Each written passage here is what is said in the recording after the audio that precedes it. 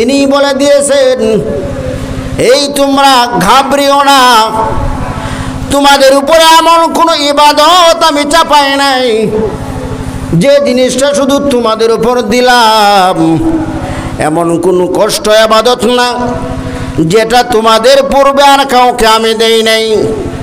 জানিয়া রাখো, এই রোজা এমন একটা ইবাদত যে ইবাদত তোমাদের পূর্বপুরুষ যারা ছিল তাদের উপরেও আমি দিয়েছিলাম।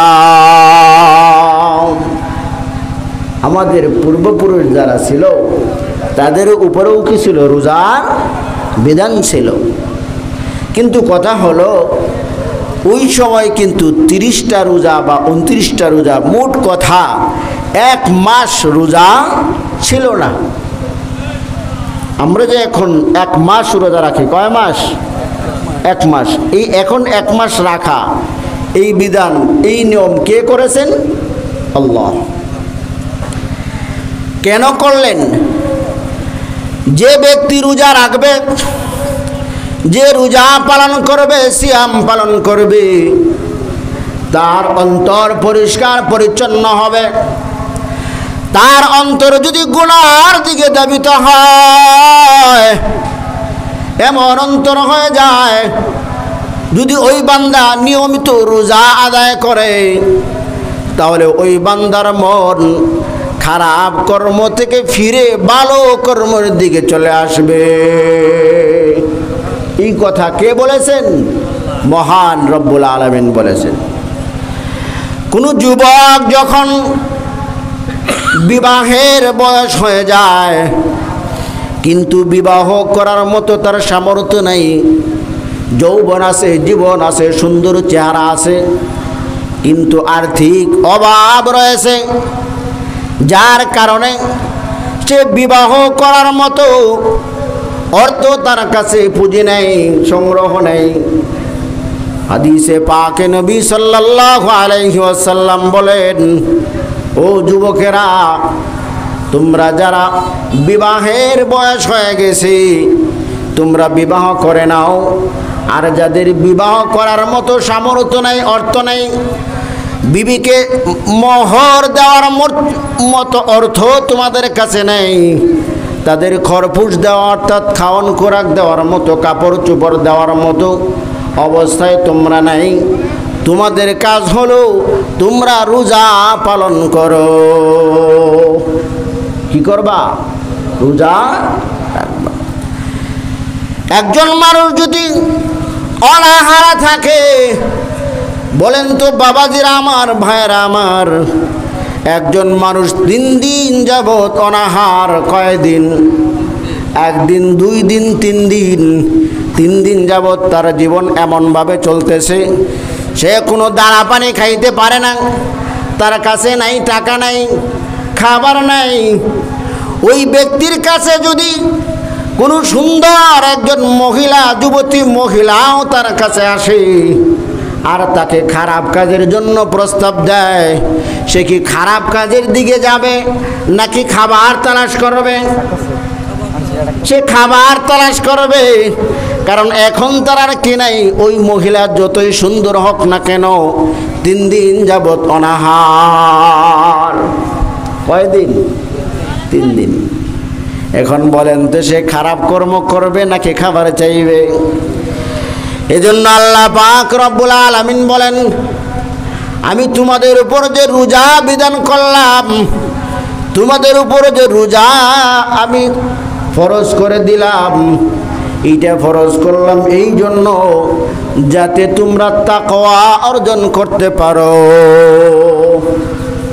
তোমরা বুঝতে পারলাম কথা? রোজা আমাদের জন্য ফরজ করা হয়েছে, এটা আমাদের কল্যাণার্থে নাকি অপকারার্থে? উপকারার্থে, অর্থাৎ আমাদের উপকারের জন্য নাকি অপকারের জন্য? কোন মানুষ যদি অধিক খাদ্য গ্রহণ করার কারণে তার বদ হজম হয়ে যায়, এমন একটা রোগ দেখা দিল, যে রোগটা অতিরিক্ত খাদ্য গ্রহণ করার কারণে হয়েছে, ডাক্তারের কাছে গেলে তাকে প্রথম পরামর্শ কি দিবে? প্রথম পরামর্শ হলো তার খাদ্য কন্ট্রোল করার জন্য কিছু নির্দিষ্ট খাদ্য তালিকা দেবে, ঠিক না ঠিক? দেখেন যারা ডায়াবেটিস রোগীতে আক্রান্ত তাদের বেলায় যখন ডাক্তার প্রেসক্রিপশন তৈরি করে কি কথা বলে? খাবার বাড়িয়ে দেয় নাকি কমিয়ে দেয়? খাবার বাড়িয়ে দেয় নাকি কমিয়ে দেয়? তাদেরকে বলা হয় আপনারা কি করবেন? রুটি খাবেন, ভাত খাবেন না, ঠিক না ঠিক? এখন বলেন তো এই কথা এইভাবে বলে নাকি যে আপনার যে অসুখ হয়েছে ডায়াবেটিস রোগে আপনি আক্রান্ত হয়ে গেছেন, এখন খাবারের পরে আপনাকে আবার 3টা রুটি খাইতে হবে, এই কথা বলে? হ্যাঁ, এখন কোনো মানুষ যদি খাবার খাওয়ার পরে আবার 3টা রুটি খায়, ডিম খায়, তার ডায়াবেটিস বাড়বে না কমবে? হ্যাঁ, এই কথার দ্বারাটা প্রমাণ হয়ে গেল অতিরিক্ত খাদ্য গ্রহণ করা এটা মানুষের জন্য কখনোই কল্যাণ বয়ে আনে না। যে সীমিত খাদ্য গ্রহণ করে এইটা তার জন্য কল্যাণ করা হয়। আর নবী সাল্লাল্লাহু আলাইহি ওয়াসাল্লাম হাদিসে পাকে ফরমান, যখন তোমরা খাদ্য গ্রহণ করবে তখন তোমরা তোমাদের খাদ্য থলিকে 4 ভাগে ভাগ করে নেবে। কয় ভাগে ভাগ করে নেবে? 4 ভাগে ভাগ করে নেবে। 1 ভাগ তোমরা খালি রাখবে, আর 3 ভাগ তোমরা কি করবে? পূর্ণ করবে। তাও আবার তোমরা 2 ভাগ পানি দ্বারা পূর্ণ করবে। কি দ্বারা? পানি দ্বারা পূর্ণ করবে। আর 1 ভাগ তোমরা খাদ্য দ্বারা পূর্ণ করবে। এখন বলেন তো সুন্নত তরিকা মোতাবেক আমরা যদি খাদ্য খাই তাহলে আমাদের কি ডায়াবেটিস হবে? এখন সুন্নত তরিকা মোতাবেক যদি আমরা কি করি, যারা চা পান করি, ঠিক না ঠিক, এই নিয়ম যদি ফলো করি যে সারাদিনে আমি তো অভ্যস্ত ছিলাম, যখন আমি শরীয়ত মানতাম না, বুঝতাম না, জ্ঞান ছিল না, খাবার কিভাবে গ্রহণ করতে হয় এই বিষয় সম্পর্কে আমার জ্ঞান ছিল না, আমি সারাদিনে দেখা যাইত 100 কাপ বা 50 কাপ বা 30 কাপ চা পান করতাম। এমন লোক আছে না? সে যদি এখন কি করে এইটাকে 4 ভাগে ভাগ করে মাত্র 1 ভাগ খায় আর বাকিগুলা বাদ দেয়, তার ডায়াবেটিস হবে নি? হবে? হবে? আশা করা যায় এই রোগটা হয়তো তার হবে না। খাদ্য অতিরিক্ত গ্রহণ করলে যদি মানুষ সুস্থ থাকতো, খাদ্য অতিরিক্ত গ্রহণ করলেই যদি মানুষ শক্তিশালী হইতো, তাহলে এমন মানুষ পাওয়া যাইতো না। বহু মানুষ এমন আছে তার স্বাস্থ্য অনেক বেশি, আল্লাহ পাক রব্বুল আলামিন বহু স্বাস্থ্যের অধিকারী বানিয়েছেন। যদি আপনি তাকে খাবার গ্রহণ করতে দেখেন, আপনি তার খাবার গ্রহণ করা দেখে আর তার শরীর দেখে অবাক হয়ে যাবে। এমন মানুষ আছে না? খায় কি অল্প কিন্তু স্বাস্থ্য। আসল বিষয় হলো যারা খাদ্য কম গ্রহণ করে তাদের শরীর স্বাস্থ্যই ভালো থাকে, আর যারা বেশি পরিমাণে খাদ্য গ্রহণ করে তাদের শরীর স্বাস্থ্য বেশি দিন ভালো থাকে না, ঠিক না ঠিক?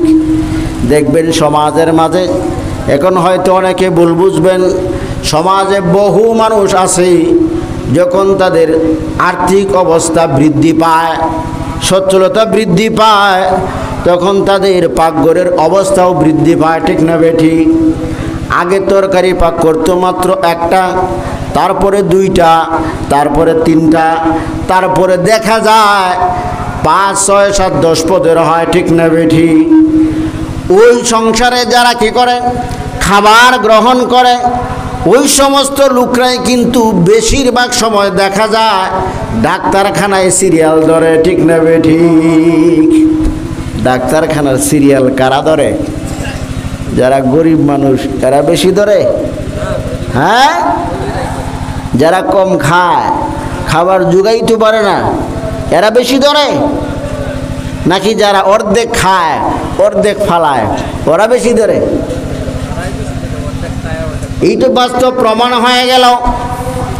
যারা বেশি খাদ্য গ্রহণ করে তাদের অবস্থা এমন হয়ে যায়। তার কারণ কি? তার কারণ হলো খাদ্য গ্রহণ করতে হবে সীমিত, আর ইবাদত করতে হবে বেশি। ইবাদত বেশি করতে হবে। এই জন্য আল্লাহ পাক রব্বুল আলামিন 12 মাসের মাঝে কয় মাস? 12 মাসের মাঝে 11 মাস আমাদেরকে দিলেন খাদ্য গ্রহণ করো। তোমরা দিনেও খাদ্য গ্রহণ করো, তোমরা রাত্রিবেলাও খাদ্য গ্রহণ করো। কিন্তু রমজান মাস তোমরা কেবল রাত্রিবেলায় খাদ্য গ্রহণ করবে, দিনের বেলা তোমাদের জন্য খাদ্য গ্রহণ নিষিদ্ধ। রমজান বেলায় দিনে খাদ্য গ্রহণ করা যায় না।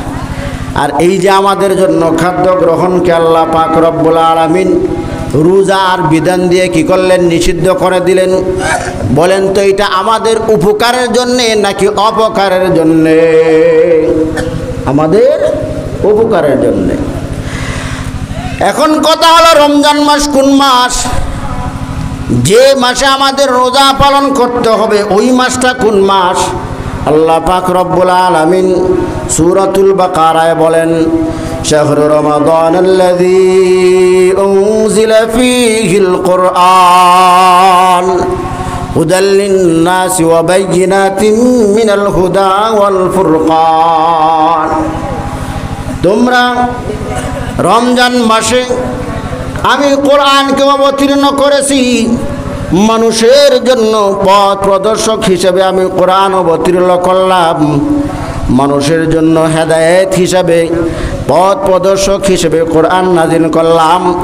ওই মাসটা যখন তোমরা পাবে, ফামান শাহিদা মিনকুমুশ শাহরা ফালইয়াসুম, যখন তোমরা ওই মাসে সাক্ষাৎ পাবে তখন তোমাদের উপর কর্তব্য হলো তোমরা সিয়াম পালন করবে, অর্থাৎ রোজা রাখবে।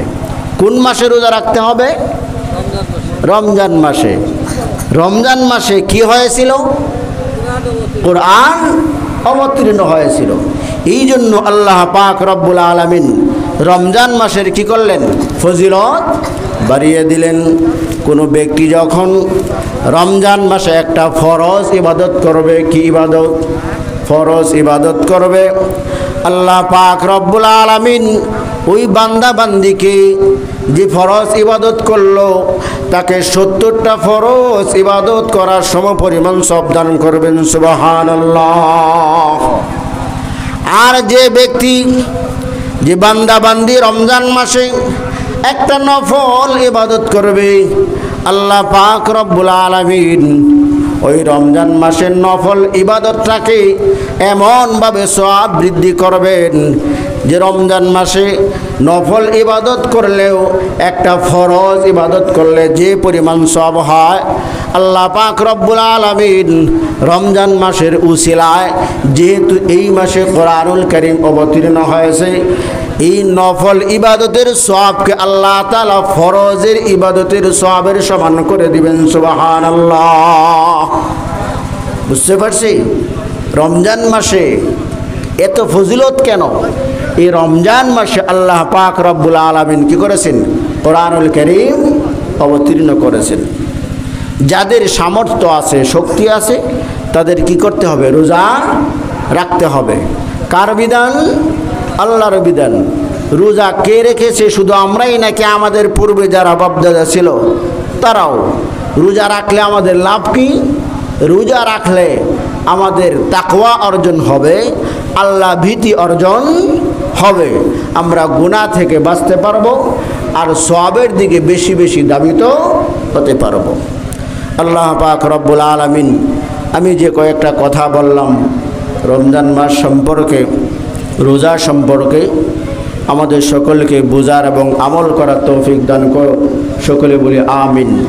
আমি যে কথাগুলো বলেছি এর মাঝে যদি কোনো ভুল ত্রুটি হয়ে থাকে, আমি এবং আপনারা যারা আছেন সকলেই আল্লাহর কাছে বলবো যেন আল্লাহ আমাদের ভুল ত্রুটিগুলো মাফ করে দিন। সকলে বলি আমিন। এখন আপনাদের সম্মুখে প্রধান বক্তা উপস্থিত হয়ে গেছেন। আমাদের সম্পর্ক হলো মামা ভাগ্নে। উনি এখন আপনাদের সম্মুখে গুরুত্বপূর্ণ বয়ান পেশ করবেন। এজন্য আমি আমার বক্তব্য এখানে শেষ করলাম। আখির দাওয়ানা আলহামদুলিল্লাহি রাব্বিল আলামিন। আলহামদুলিল্লাহ, হযরত আমাদেরকে চমৎকার আলোচনা করে শুনিয়েছেন। আমরা দেখতে পাচ্ছি আজকে আমাদের প্রধান আকর্ষণ, আজকের মাহফিলের প্রধান বক্তা উপস্থিত হয়েছেন। মহাগ্রন্থ কুরআন হাদিসের আলোকে গুরুত্বপূর্ণ তাকরীর পেশ করবেন আজকের মাহফিলের প্রধান বক্তা, প্রধান আকর্ষণ, যিনি সারা বাংলায় বিভিন্ন এলাকায় কোরআন হাদিসের দাওয়াত নিয়ে বিভিন্ন অঞ্চলে ঘোরাফেরা করেন, হযরত মাওলানা মুফতি আল আমিন বিন মাহমুদ সাহেব। এই পর্যায়ে কোরআন হাদিসের আলোকে গুরুত্বপূর্ণ তাকরীর পেশ করবেন হযরত মাওলানা মুফতি আল আমিন বিন মাহমুদ সাহেব, উত্তরা ঢাকা। মুফতি আল আমিন বিন মাহমুদ সাহেব, উত্তরা ঢাকা। হযরতকে ওনার মূল্যবান নসিহত পেশ করার জন্য সবিনয় অনুরোধ করছি। বন্ধ করেন।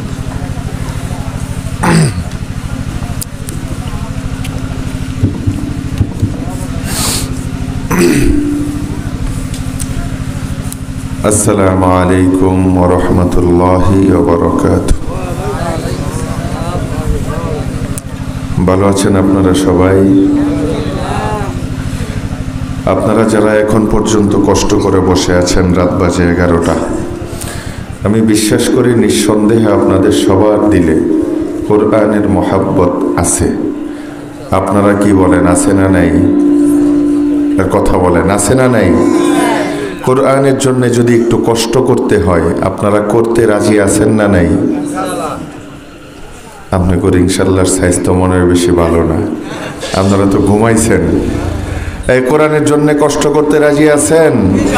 কেডা কেডা রাজি আছেন? আল্লাহকে হাত তুলে দেখান। সবাই কষ্ট এখন দিলে এখন করবেন? ওয়াদা? তাহলে একটু উঠা দাঁড়ান, দাঁড়ান একটু উঠা। এই যে বাবারা একটু কষ্ট করে দাঁড়ান।